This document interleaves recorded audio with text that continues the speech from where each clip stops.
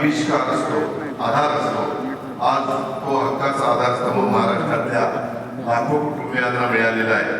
खरं तर देशाचे लाडके पंतप्रधान नरेंद्र मोदी साहेबांच्या नेतृत्वाखाली तिसऱ्यांदा ज्यावेळेस देशामध्ये एनडीएचं सरकार आलं आणि सर्वांच्यासाठी घर हे स्वप्न प्रत्यक्षात उतरवण्याच्या करता पंतप्रधान आवास योजना मोदी साहेबांनी सुरू केली.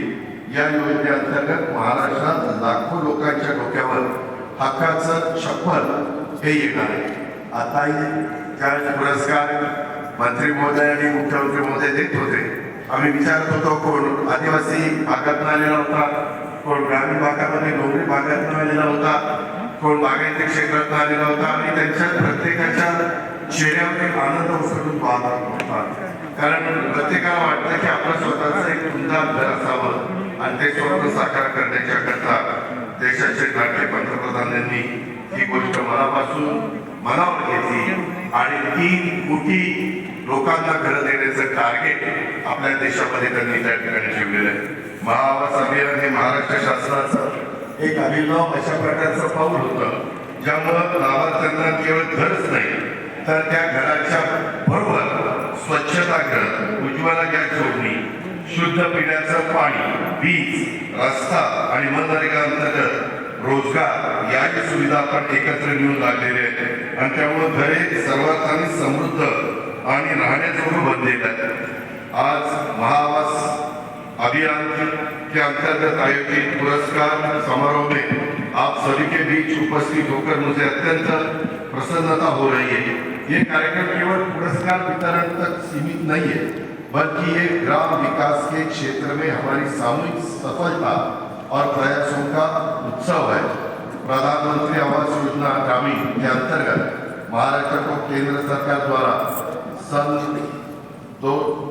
2024-25 में 20 लाख लक्ष्य दिया गया है. मुझे ये बताते हुए गर्व हो रहा है कि अब तक 20 लाख की मंजूरी भी दे चुके हैं. यह एक अभूतपूर्व प्रगति है और इसके लिए मैं केंद्र सरकार और विशेष रूप से माननीय केंद्रीय ग्राम विकास मंत्री श्री शिवराज सिंह चौहान जी का हृदय से आभार व्यक्त करता हूँ. पिछले 7 साल में जो उद्दिष्ट दिया था वो करीबन मेरे ख्याल से 13 लाख था पिछले 7 साल में, और इस दफा चौहान साहब ने अपने को 20 लाख का उद्देश्य इस साल में दिया है. ये भी एक अभिनंदनीय बात है. मैं आप सबको रिक्वेस्ट करता हूँ कि उनके लिए आप सब तालियां दो. मुझे समझ में नहीं आता काय गाव काही जेवण नाही आला का काय झालं. केंद्रीय कृषी मंत्री मंत्र्यांना काय झालं, नुसतं गप्प बसून आणले का काय. एवढा मोठा आनंदाचा क्षण आहे. जरा सांगितल्यानंतर प्रतिसाद टाळेल द्या. आपला शिवशाहू फुले आंबेडकरांचा महाराष्ट्र आहे.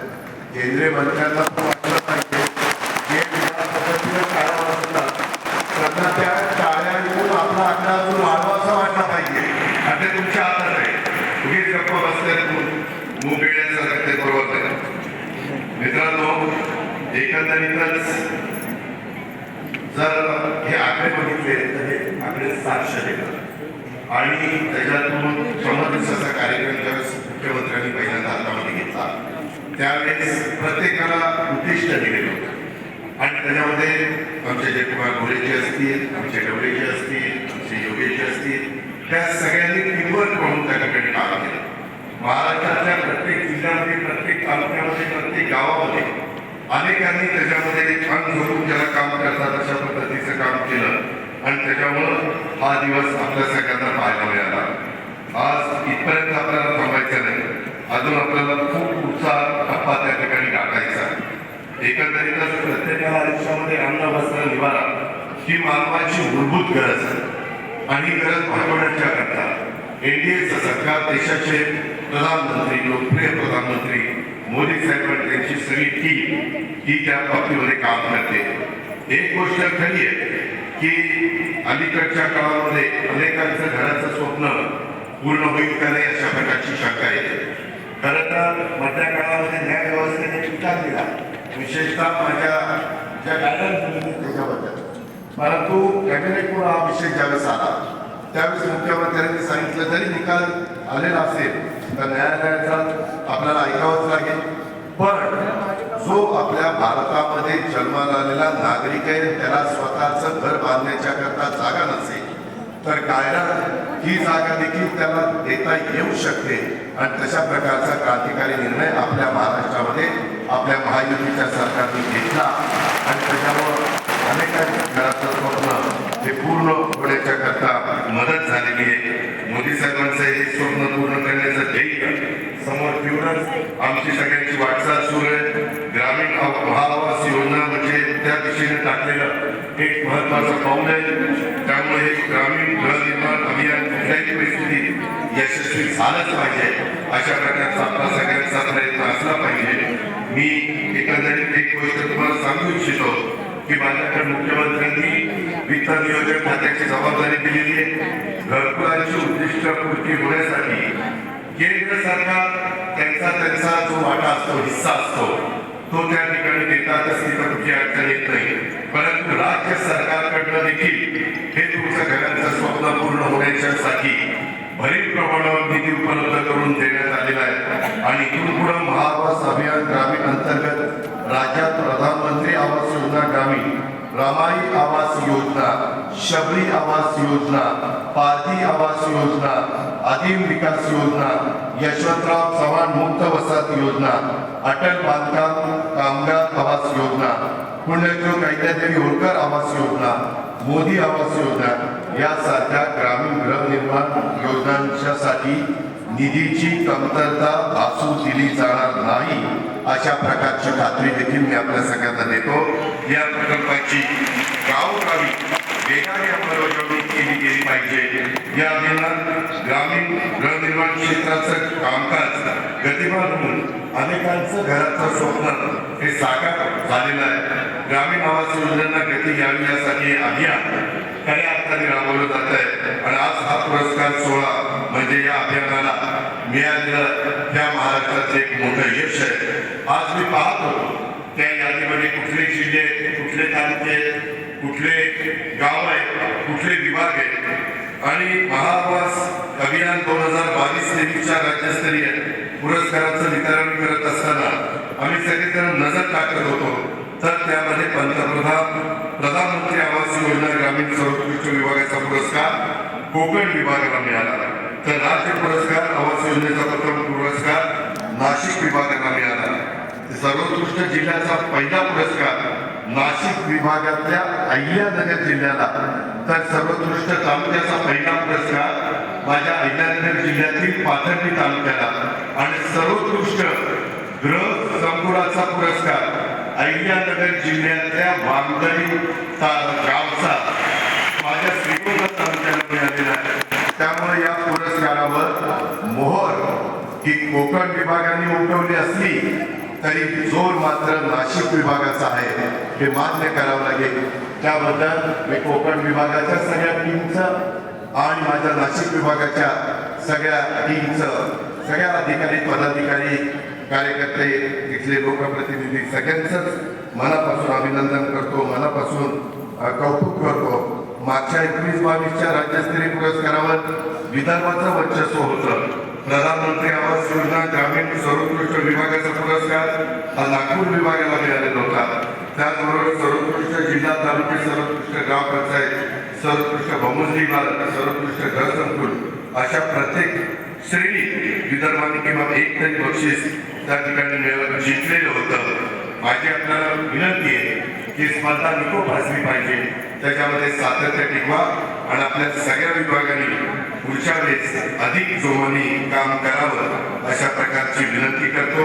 महाआवास योजनेचं वैशिष्ट्य म्हणजे घरकुलांच्या बांधकामाचा दर्जा हा चांगला राहण्यासाठी तालुका स्तरावर डेमोस घरांची उभारणी करण्यात आलेली आहे. त्यामुळं कमी किमतीत चांगली एकसारख्या डिझाईनची घरकुलं उभी राहिलेली आहेत. मागच्याच कॅबिनेटला मुख्यमंत्र्यांनी आम्ही सगळ्यांनी एक निर्णय घेतला, अशा प्रकारचं घरकुल बांधत असताना त्यांना 5 ब्रास वाळू या महायुतीच्या सरकारकडनं मोफत त्या लाभार्थीला द्यायची, अशा प्रकारचं देखील कार्यवाही ही आपण केलेली आहे.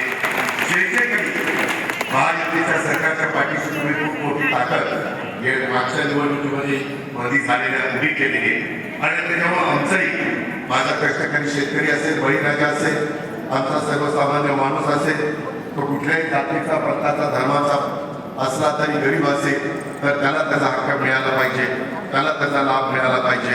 आणि म्हणून आम्ही सगळेजण प्रयत्न करतोय. मला ग्रामविकास विभागाच्या कामाची नोंद खऱ्या अर्थाने इतिहासामध्ये अशा प्रकारची आहे. कारण संत गाडगे बाबा ग्राम स्वच्छता अभियान, हगणदारी मुक्त गाव अभियान, तंटामुक्त गाव अशी अनेक अभियान ग्राम विकास विभागाच्या समन्वयाने यशस्वी झालेली त्या देशाने पाहिली, त्या महाराष्ट्राने पाहिली. अशा प्रकारचं राज्याचं नाव मोठं करण्याचं काम त्या महाराष्ट्र राज्यातल्या ग्राम विकास विभागाने यापूर्वी केलंय.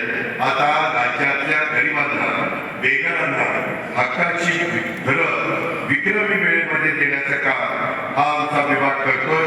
याची नोंद सुद्धा राज्याच्या इतिहासामध्ये सुवर्णाक्षरांनी होईल असा विश्वास मी व्यक्त करतो. आणि त्याबद्दल त्या खात्याचे मंत्री आमचे जयकुमार गोरेजी, राज्यमंत्री योगेशजी कनक आणि आमचे प्रधान सचिव एकनाथ ढवळेजी आणि त्यांचे सगळे टीम, त्यांचा सगळा विभाग, त्यांचंही मी कौतुक करतो.